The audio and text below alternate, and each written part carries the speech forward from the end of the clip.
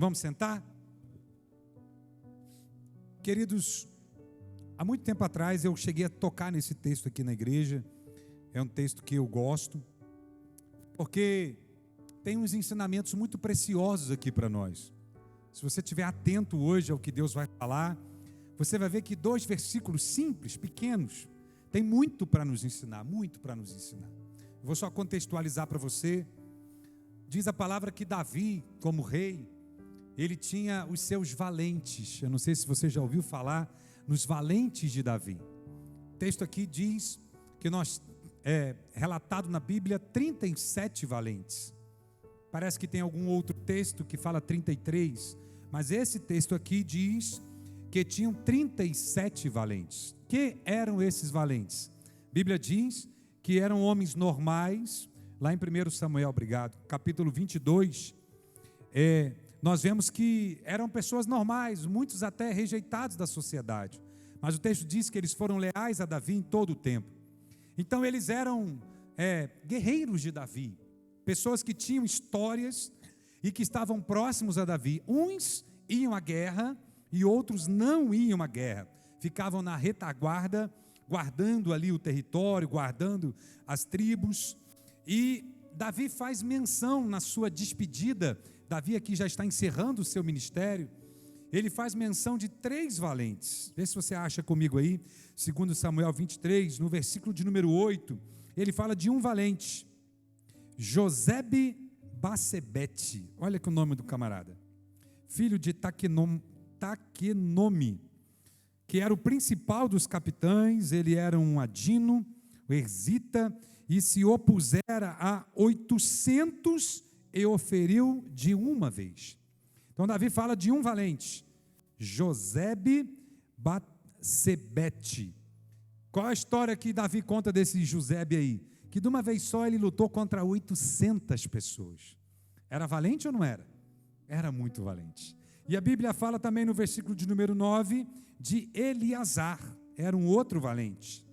Diz o texto sagrado, você que está com a Bíblia aberta aí, em 2 Samuel capítulo 23, versículo 9, quando provocaram os filisteus que ali estavam a peleja, e quando Israel, os homens subiram, esses valentes lutaram. Diz a Bíblia que esse Eleazar, no versículo de número 10, se levantou e feriu os filisteus até lhe cansar a mão e ficar a mão pegada à espada.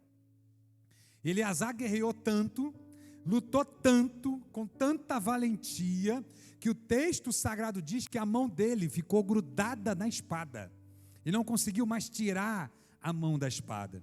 Então é um segundo valente que Davi faz menção honrosa. E o terceiro valente é o valente que nós lemos, esse camarada aí chamado Samá. A palavra Samá no hebraico significa desolação, ou seja, provavelmente, escuta isso aqui, quando a mãe de Samá foi dar o nome dele com o pai, porque na época antiga os nomes significavam muita coisa.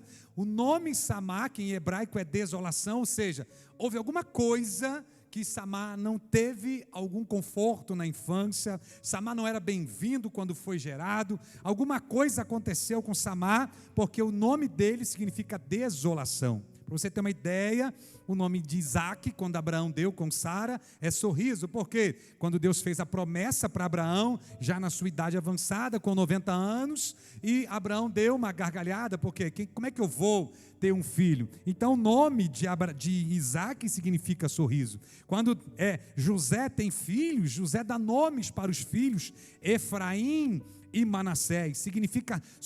Manassés significa sofrimento e Efraim significa esperança, ou seja, os nomes significam muito. E o nome de Samá não era um nome positivo. Eu não sei como que você se encontra em relação ao seu nome, porque tem nomes que têm significado. Meu nome do meu filho, por exemplo, é Davi, que significa aquele que é amado.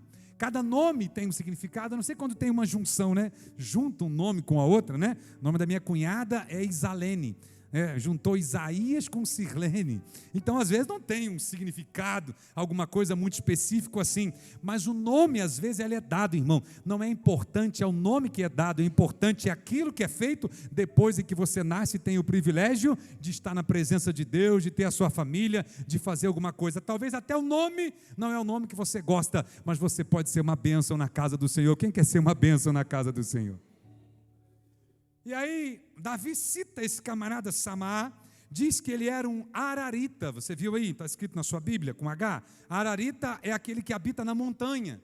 Ou seja, provavelmente Samá, com a sua família, morava num lugar alto. Até porque no tempo ali de Davi, o que mais tinha era montanha. Toda a região da Palestina é uma região montanhosa. Vai para o deserto quando vai para o Egito, quando desce lá para os países árabes. Mas a Palestina em si, onde estava aqui Jerusalém, onde estava Israel, onde estava Jerusalém, era um lugar alto. Então diz o texto sagrado que ele era um ararita. E qual é o recado de Deus para mim e para você nessa noite? Que um dia os filisteus foram invadir a terra aonde Samá morava. E Samá tinha um campo de lentilhas, o texto é muito claro. Ou, talvez na tradução da NVI, uma plantação de lentilhas. Samá tinha uma plantação de lentilha. E quando os filisteus chegaram, o que aconteceu? Quem ficou atento ao texto? O que aconteceu com os israelitas? Fugiram, correram. Samá ficou, defendeu seu campo de lentilhas, ou a sua plantação de lentilhas, e o texto sagrado diz, no versículo 12 que nós lemos, que Deus deu um grande livramento. Em resumo, eu pergunto à igreja, Samá venceu ou não venceu? Samá venceu. E aqui tem algumas lições que eu queria compartilhar com você, vou ser bem breve, para nós ainda terminarmos com louvor ao Senhor nessa noite, com bastante alegria. Eu quero dizer uma coisa para você, a primeira coisa que eu aprendo nesse texto, é que ainda que algumas pessoas desistam, não se importe em ficar sozinho na batalha que Deus te deu. Porque na hora da dificuldade é que a gente sabe quem está com a gente. Você já reparou? Já conhece alguém que teve algumas posses, algum patrimônio, alguém que tinha talvez um recurso bom e que faziam festas, que faziam eventos, que reuniam os amigos e de repente a casa está sempre cheia e tem sempre alguém junto ali para celebrar alguma coisa, para comer alguma coisa? Já viu essa pessoa quando tem uma dificuldade, vai para um hospital e fica com uma debilidade na sua saúde, alguma coisa? A casa fica cheia, recebe muitas visitas no hospital. Tem os amigos que na fartura estavam juntos, vão com ele se preocupar realmente com a situação dele? Se essa pessoa perder as suas posses, as pessoas que se interessavam em estar juntos, vão continuar se interessando? Não vão continuar, pode ter certeza.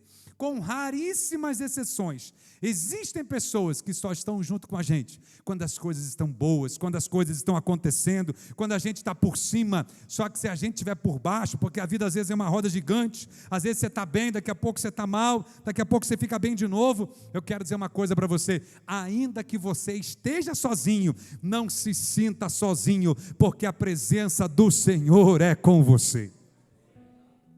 Uma vez eu ouvi uma frase de um pregador, uma outra mensagem, não era nesse texto, ele diz uma coisa que eu anotei naquele dia na minha Bíblia, e até hoje eu lembro, ele diz assim, um com Deus é maioria.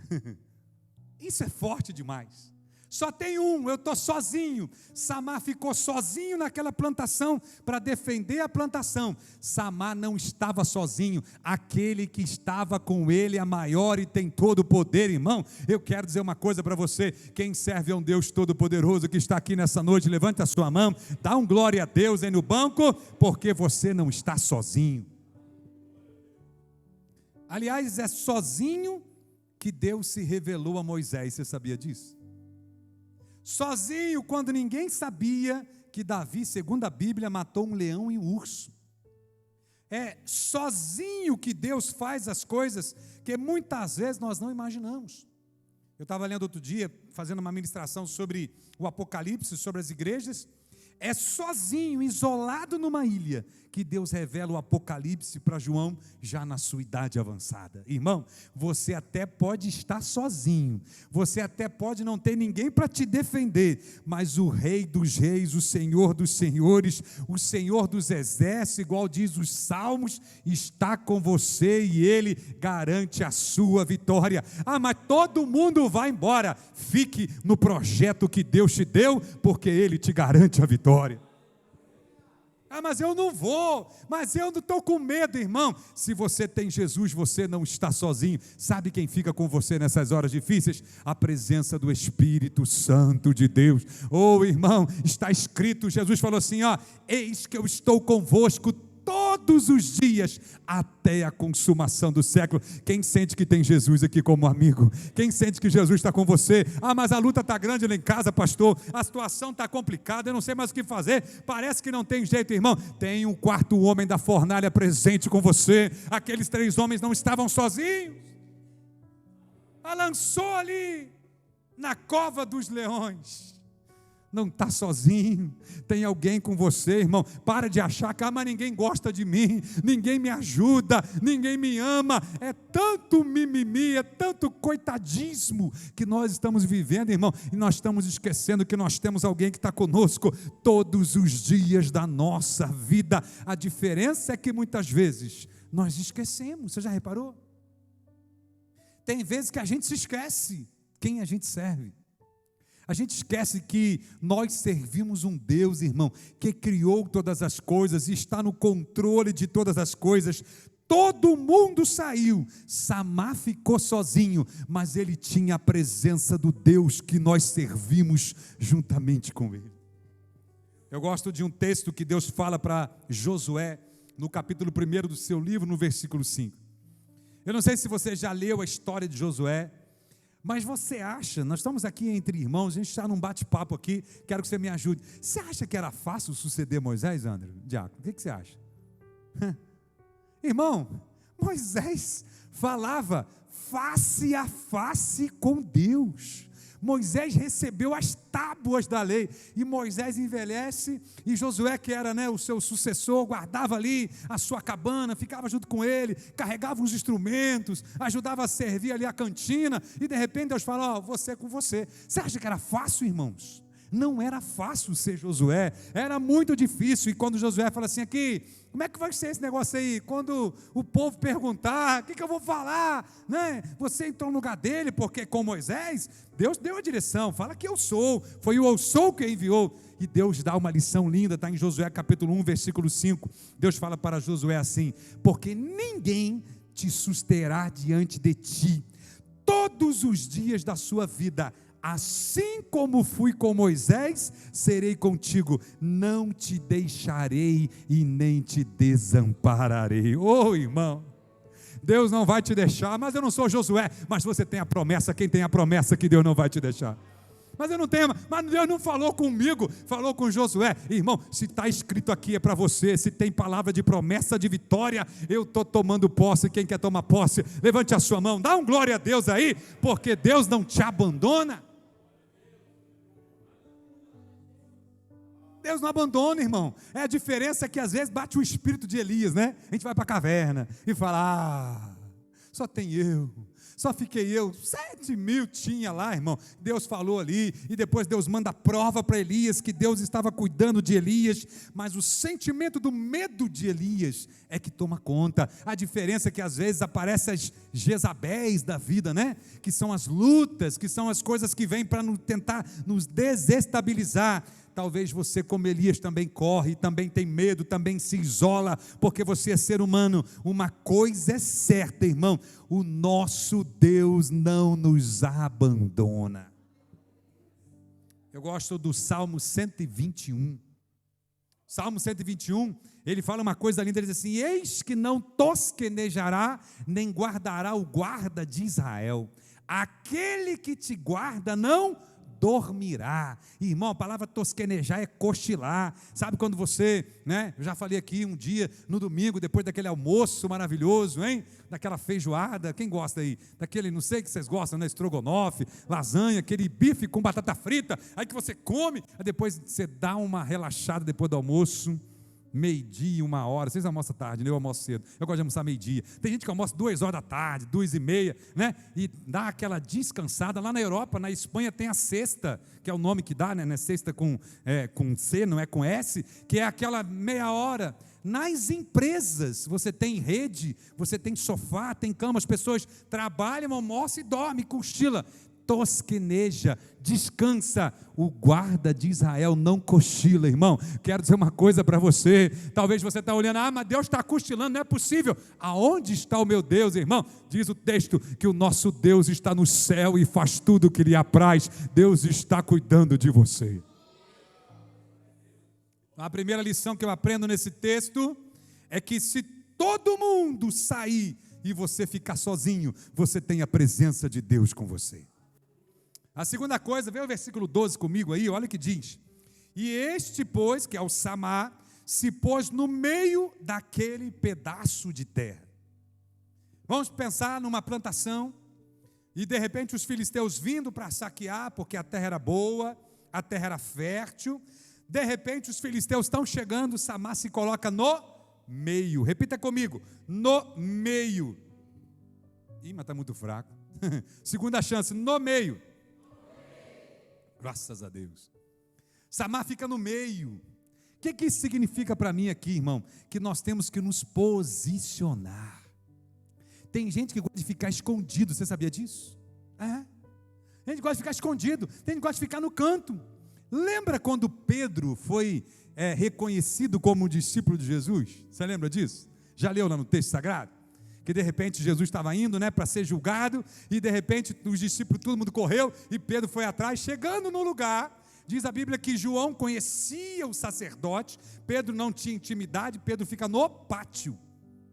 No pátio alguém passa e fala, você não é aquele da turminha do Galileu aí não? Aí Pedro nega, a primeira vez. Sabe por que Pedro às vezes foi reconhecido? Porque ele estava no lugar errado. Ele estava no pátio. Estar no pátio, irmão, significa estar do lado de fora. Na presença de Deus, a gente tem que estar numa posição de destaque. Essa palavra não tem na Bíblia, mas tem muita gente que diz assim, tem que estar no centro da vontade de Deus. Já ouviu falar isso? Você tem que estar no lugar que Deus quer. E aonde que é o lugar que Deus quer, irmão? É um lugar de você se colocar à disposição para trabalhar para o Senhor. Quando você está no meio, você está numa posição de destaque, você aparece. Por que a gente está aqui, nesse momento aqui, com um púlpito, um altar, e eu estou no meio? Eu podia estar aqui no canto. Podia estar escondido aqui, porque às vezes fica com vergonha de estar na frente, mas quem quer se colocar no lugar de destaque, não é para aparecer, não é para mostrar que você é crente, que você é melhor, que você fala bonito, que você toca bonito, que você canta bonito, não. Eu estou querendo dizer no lugar de você se colocar como Isaías se colocou. Lembra lá quando Deus chama Isaías no capítulo 6? E Deus fala assim, quem que a gente vai poder contar? Quem que a gente vai enviar? Quem é que vai ir por nós? Isaías fala assim, eu estou no centro, pode me enviar, eis-me aqui, envia-me a mim, eu quero fazer a tua obra, irmão. Quando Samar vê os filisteus chegando, ele se coloca no centro, porque no centro você tem uma visão maior, no centro você tem uma posição mais estratégica, e no centro você atende à vontade de Deus. Deus chama a sua igreja para se levantar nessa noite, se colocar no centro e trabalhar para Jesus. Mas eu não sei o que eu faço. Vai para o centro, defende aquilo que é seu, defende a sua igreja. Às vezes a gente conversa, quando a gente fala do evangelho aí fora. Essa semana eu conversava com uma pessoa sobre política, e ela começou a misturar política com religião, falar dos pastores, de um monte de coisa a mais. Eu falei assim, uma coisa é certa, não é porque você pegou uma nota de R$100 falsa, que você vai achar que todas são falsas. Irmão, tem picareta em tudo quanto é segmento que você possa imaginar. Tem gente, 171, querendo levar vantagem, dentro da igreja, fora da igreja, no mundo, no catolicismo, no espiritismo, em qualquer lugar. Agora você tem que defender, porque tem o evangelho genuíno, sempre pregado desempregado, tem gente que ainda não se corrompeu, tem gente que ainda quer fazer a diferença, tem homens e mulheres de Deus aqui nessa igreja e em outras igrejas que ainda não se dobraram a Baal e que estão servindo a um Deus vivo, que ainda acredita que vale a pena se santificar para ir morar no céu. Quem quer morar no céu? Ô irmão, estou sentindo a presença desse Jesus maravilhoso aqui hoje. Tem que ir para o meio, tem que ir para o centro, se esconde. Eu já contei aqui uma pregação, não sei se uma ou duas vezes, um testemunho que eu ouvi uma vez do pastor Silas Malafaia, que um jovem foi, você vai se lembrar, não tem muito tempo que eu contei isso, servir no exército, não sei se exército ou marinha, nas forças militares, e ficou um ano e meio ali servindo, e quando voltou, ele pediu para contar o testemunho dele. Tem gente aqui que está lembrando que eu já falei isso aqui. E quando ele volta, o pastor, dá a oportunidade, ele diz: irmão, eu queria dizer para vocês como que Deus é bom. Eu não estou falando nas minhas palavras, tá? Não foi assim, provavelmente, que ele falou. Eu não ouvi o testemunho, eu ouvi contarem o testemunho. Como que Deus foi bom comigo naquele quartel. Como que Deus me guardou. Como que Deus estendeu a mão sobre mim. Eu fiquei um ano, ou não sei se um ano e meio, ali naquele lugar, e ninguém nem descobriu que eu era evangélico. Cadê o meio, irmão? Cadê o centro da vontade de Deus? Cadê defesa do evangelho? Cadê a vontade que você tem de falar para as pessoas que Jesus salva, que Jesus cura, que Jesus liberta, que Jesus um dia vai voltar? Irmão, não adianta você ter um campo e não se colocar no meio do campo, se esconder. Não é tempo de nós nos escondermos, é tempo de nós nos colocarmos para fazer a obra do Senhor. Eu quero louvar a Deus. Sabe por que eu quero louvar a Deus aqui nessa noite? Porque tem gente no meio aqui nesse lugar, tem gente se colocando na brecha, tem gente falando de Jesus onde trabalha, tem gente chamando o vizinho para vir visitar a igreja, tem gente trabalhando para Jesus, e Deus está despertando a você que não está fazendo nada. Deus está puxando a sua orelha nessa noite, um puxão espiritual para dizer para você: é tempo de se colocar no meio. Deixa eu perguntar, que eu sou curioso, quem quer trabalhar para Jesus aqui? Você quer trabalhar? Como que eu trabalho, irmão? Só dando um testemunho você já está trabalhando. Lembra quando Eliseu passava ali no segundo livro dos Reis, capítulo 4? Diz a Bíblia que a mulher rica, sunamita, percebeu que ele era um grande homem de Deus e fez o quartinho para ele. É bem provável que Eliseu não tinha feito nenhum culto na casa dela. É bem provável que Eliseu não andava de terno e gravata para ela saber que ele era um profeta, mas o testemunho de Eliseu, a vida de Eliseu falava por ele. Eliseu estava no meio do campo, Eliseu estava na vontade do Senhor, e Deus está falando para mim e para você nessa noite: vamos para o meio, vamos trabalhar para Jesus. Qual é a primeira lição, você lembra? Se todos fugirem da batalha, você fica, porque você tem alguém que é maior com você. Qual é a segunda? Fica no meio, ponha-se no meio do seu pedaço de terra. E a terceira? Defenda o seu pedaço de terra e não a lentilha. Tem gente dando valor ao que não tem valor. Porque o texto que nós lemos diz no versículo 12: e pôs-se no meio daquele pedaço de terra e o defendeu. Ele defendeu o quê? A plantação ou a terra? Vamos tentar fazer uma interpretação do texto? Ele defendeu a terra. Porque desde a época dos juízes, quando tinha se dividido já os territórios, cada tribo tinha a sua terra. Cada um tinha aquilo que Deus tinha projetado, o seu espaço para plantar, para ter o seu gado. E diz o texto que Samar defende a sua terra. Ele não defende a sua plantação.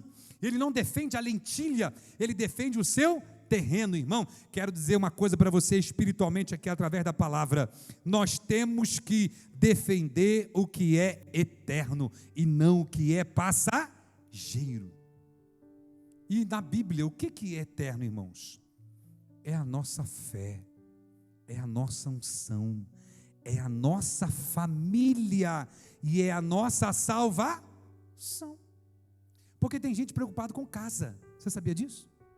Tem gente preocupada com carro, tem gente preocupada com roupa, tem gente preocupada com faculdade. Eu não sou contra, eu tenho duas, não é isso que eu estou falando. Eu estou querendo dizer para você o quê? Nós temos que dar valor naquilo que tem realmente valor, irmão. Porque não adianta nada você ter uma roupa bonita para vir na igreja, e como você veio tão bonito, né? E você está aqui hoje. Não adianta nada você caprichar na sua casa e fazer uma decoração com móveis planejados, como arquiteto, com decorador, com paisagista. Isso tudo é legal, mas isso tudo vai ficar aqui, irmãos. O que é eterno vai continuar com você. Por isso que a palavra diz para você não juntar tesouro aqui, porque aqui a traça vai corroer, o ferrugem vai derrubar, mas nós ajuntamos tesouro no céu, porque lá nós vamos guardar. E tem muita gente na igreja esquecendo, irmão, que no céu vai ter uma premiação. Não sei se você estava aqui no domingo da ceia, domingo passado, né? Eu falei que o primeiro evento que acontece no céu depois do arrebatamento é as bodas do Cordeiro. Não sei como vai ser, mas diz o texto sagrado que vai haver um momento em que vai haver uma festa no céu. E o próprio Jesus, está lá em Mateus capítulo 26, irá nos servir. Como? Não me pergunte. Só que tem um evento paralelo, simultaneamente, logo após isso, chamado Tribunal de Cristo. E o Apocalipse é muito claro com isso, aonde diz a Bíblia que cada um receberá o seu galardão segundo as suas obras. Pensa comigo, não é mais o vale para entrar no céu, diferente. É quando você vai num evento e você tem os ingressos numerados, você já reparou? E de repente o cara pega assim, rapaz, eu peguei um lugar na poltrona de número 27A, estou na frente de cara. Aí o outro fala assim, eu estou atrás do alambrado, lá no final do canto, só vejo o telão. Já viu isso? Mas os dois foram no espetáculo, olha que interessante. Na Bíblia vai acontecer a mesma coisa no céu, irmão.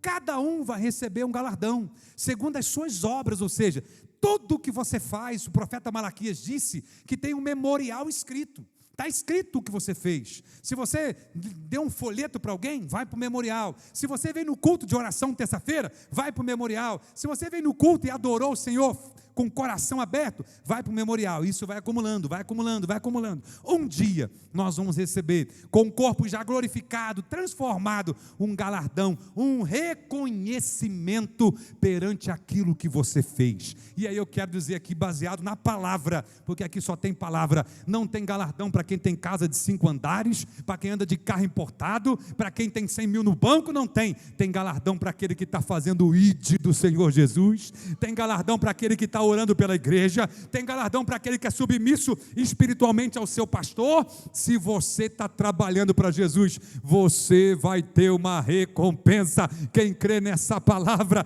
dá um glória a Deus. É por isso que Paulo, escrevendo aos Coríntios, no capítulo 15, versículo 58, Paulo diz assim, portanto, amados irmãos, sede firmes e constantes, sempre abundantes na obra do Senhor, porque o vosso trabalho não é vão. O que ele está querendo dizer aqui? Você está se esforçando, você podia estar em casa descansando hoje, você podia estar agora deitado lá naquela poltrona bonita, reclinável, assistindo alguma coisa na televisão, e você veio aqui. Sabe por que você veio aqui? Não é porque o pastor vai lembrar depois para te mandar mensagem se você não vir, não é porque alguém vai achar que você não está na igreja, não. Você vem aqui porque você tem um compromisso de se aproximar com Jesus, ganhar intimidade com Jesus, e você dá valor no que é eterno. Irmão, o salmista não se incomodava com as pessoas falavam. Sabe o que ele fazia, Bernardo? Ele diz assim, uma coisa pedi ao Senhor e eu vou buscar, que eu possa habitar na casa do Senhor todos os dias da minha vida. Irmão, aqui é lugar de bênção. Quem crê que aqui é lugar de bênção? Maravilha. Eu lembro um dia eu estava na África, numa província chamada Tete, em Moçambique, e nós conseguimos convencer uma muçulmana a ir na igreja. Era um domingo de manhã, um sol muito quente, nunca vi tanto calor na minha vida. E ela foi e não tinha escolinha para criança, igual tem aqui, né? Mas as crianças ficavam debaixo de uma árvore e a tia contava história. E uma poeirada subindo, você não tem noção. E a tia contando história, contando história, contando história. Por último, a mocinhazinha, devia ter uns 10, 12 anos, filha daquela muçulmana, falou para a mãe assim, mamãe, amanhã nós vamos vir de novo. Aí eu perguntei no pastor, falei assim, que dia que eu culto? Ele, só tem domingo. Aí eu falei com ela, só domingo que vem. Ela falou assim, mas o que as crianças da igreja fazem de segunda a sábado? Aí eu fiquei com a cara, né? Desse tamanho.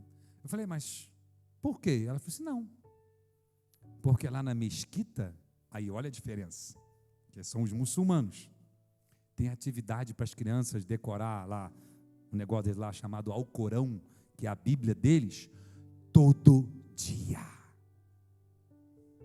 A criança vai para o colégio de manhã, 3 da tarde tem uma pausa, que tem que se virar para a Meca, dobrar o joelho no tapetinho, meter a cara ali no chão, e eles fazem aquela oração, e depois a criança vai lá para decorar aquele livro, que é um negócio desse tamanho, irmão. Quero dizer uma coisa para você, será que nesse ponto, eles não estão mais prudentes do que a gente? E aí por que o islamismo é a religião que mais cresce no mundo? Será por quê? Será por que eles estão dominando, por exemplo, países como os Estados Unidos, que eles não entravam por causa dos terroristas, né, daqueles radicais, e hoje é muito mais mesquita do que igreja sendo inaugurada o tempo inteiro? Porque eles, dentro do que nós achamos, pela palavra que está errado, estão dando valor no que tem valor, que é o ensinamento, que é o aprendizado. E nós, quantos filhos nossos de 10, 11 anos, que tem Bíblia dentro de casa? Ou que abre a Bíblia? Estava estudando a pregação hoje, o Davi estava lá. Lê para o papai aí, Mateus 25, do 14, não sei de que. Ele, lê para mim. Daqui a pouco eu quero que você lê, não sei de que. Eu estudando, ele passando a pregação. Você até gravou, né? Passando a pregação comigo. Ele vai falando, eu vou decorando. Irmão, nós temos que dar valor ao que é eterno. Eu não estou chamando a sua atenção aqui por não ter Bíblia, não, irmão. Só que não adianta ter uma criança com 3 videogames, com um celular desse tamanho, se não está dando valor no que é eterno, que é a palavra, não está ensinando como deve andar. Irmão, Deus está dizendo para mim e para você aqui nessa noite: dê valor ao que tem valor. Tome conta do seu terreno, que é a sua casa. Tome conta do seu terreno, que é a sua família, que são os teus filhos, e Deus vai te dar um grande livramento. Quem recebe essa palavra aqui? Antes que alguém interprete ao contrário, pastor, não estou defendendo o islamismo não, irmão. Não estou dizendo que eles estão certos, não. Só estou dizendo que a criança lá vai para o que tem valor. A criança lá tem que aprender. E nós? Que cuidado que nós estamos tendo com os nossos filhos, com a nossa família. Aí depois não adianta reclamar. Adianta reclamar? Depois a culpa é do governo, depois a culpa é do prefeito, a culpa é da sociedade. Irmão, se nós fizermos a nossa parte, está escrito no Salmo, se nós ensinarmos a criança no caminho em que se deve andar, quando crescer, não vai se desviar dele. Deus abençoe a sua vida, que Deus dê instrução para você. Dá valor no que tem valor. Samar não quis saber da lentilha, Samar quis saber da sua terra, irmão. A sua terra é a sua família. Se você está do lado de alguém aí, fala para essa pessoa, só uma vez, para você me ajudar a pregar. Fala assim: dê valor na sua família. Fala para ela.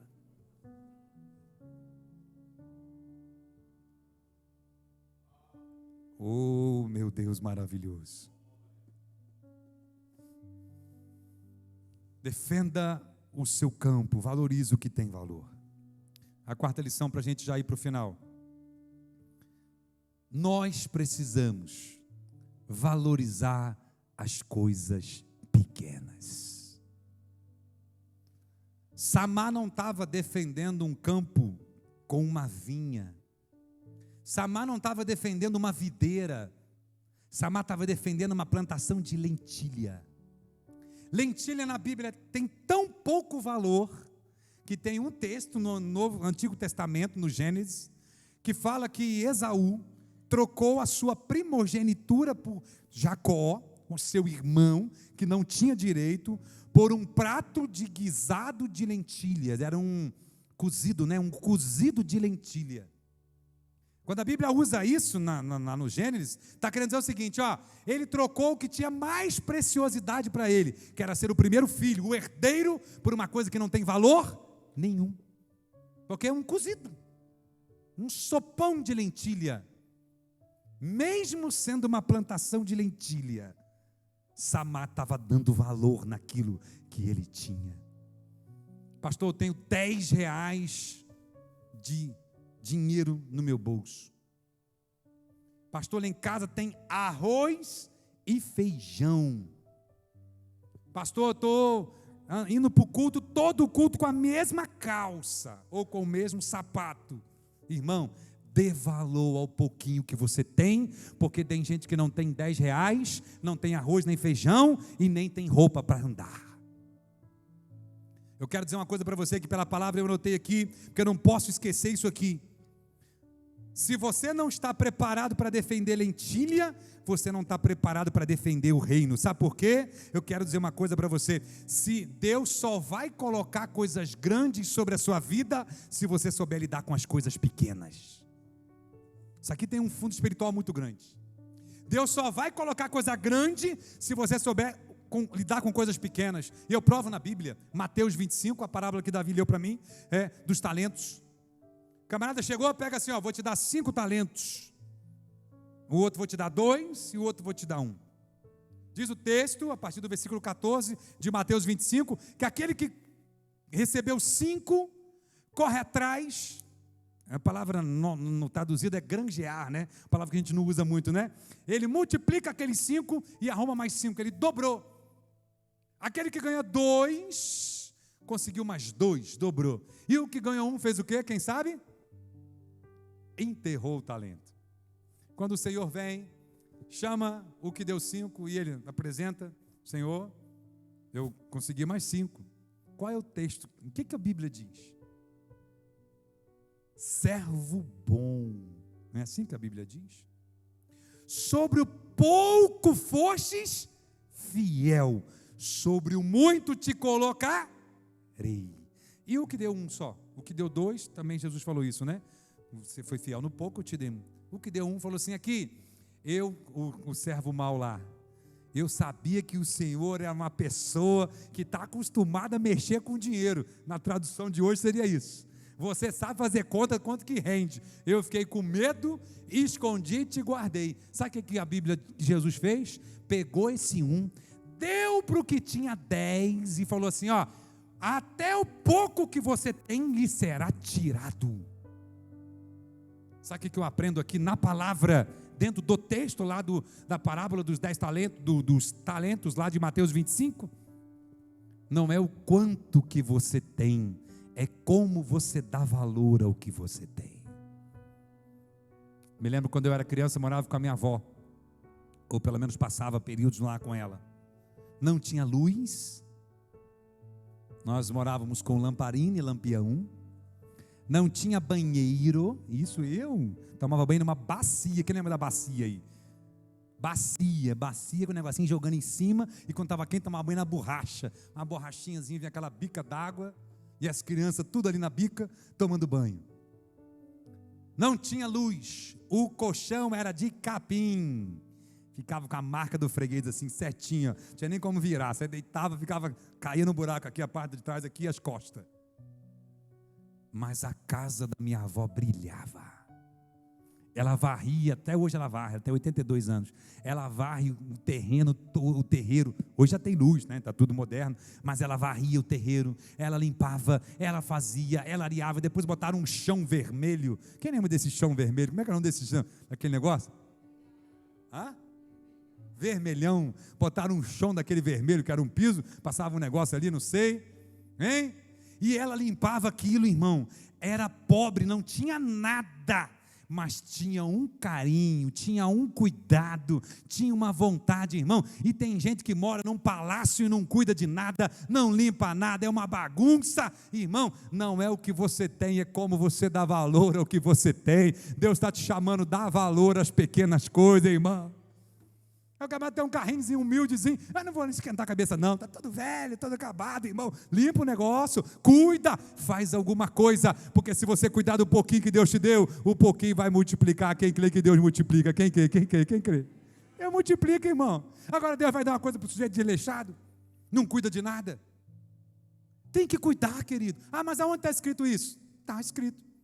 Quer ver um exemplo na Bíblia? No Antigo Testamento, tinha o templo de Salomão. Quem já ouviu falar o templo de Salomão? Que templo!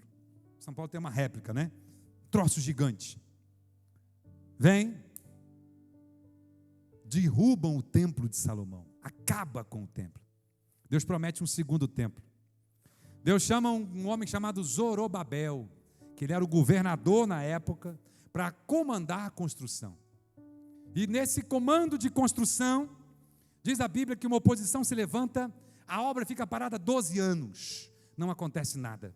Deus levanta um profeta chamado Zacarias, junto com outro profeta chamado Ageu, e diz para Zorobabel assim, Zacarias capítulo 4, versículo 6, não é por força nem por violência, Zacarias, mas pelo meu espírito. Porque Zacarias ficou triste, desanimado, porque era muito pequeno o templo. Não era aquele templo grandão, igual era o templo de Salomão. Não tinha estrutura tão bonita, porque Israel não tinha dinheiro. Projeta o versículo 10 de Zacarias 4 aí. Zacarias 4:10, projeto 10. Olha o que diz o texto sagrado para mim e para você nessa noite, para a gente já entrar no final. Tem como? Zacarias 4:10. Olha o que diz.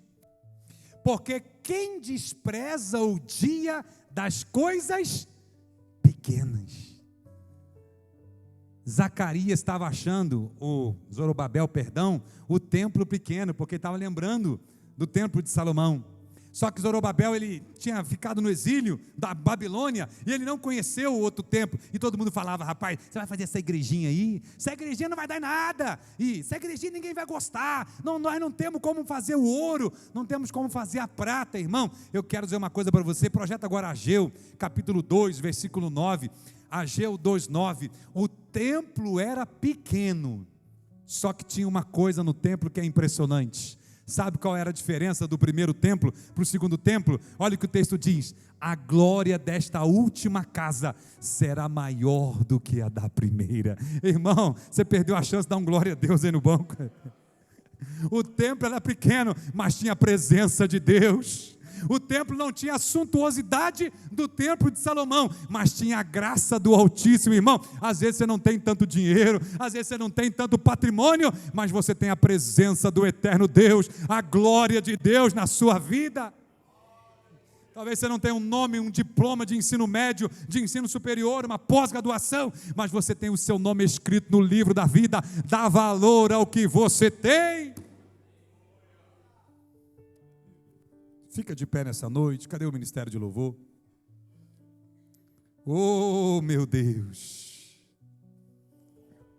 Se você se colocar no meio, se você defender a sua terra, que é o que tem valor, que é a tua família, a tua salvação, se você der valor às pequenas coisas, eu quero te dar uma consequência nessa noite.